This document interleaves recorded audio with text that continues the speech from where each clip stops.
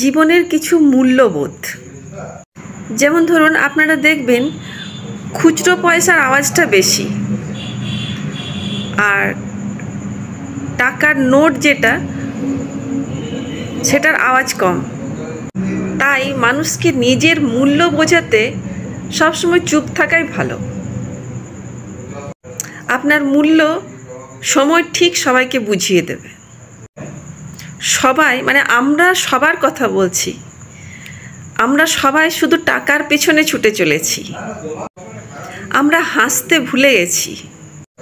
এখন আর আমরা কেউ কারোর খোঁজও রাখি না।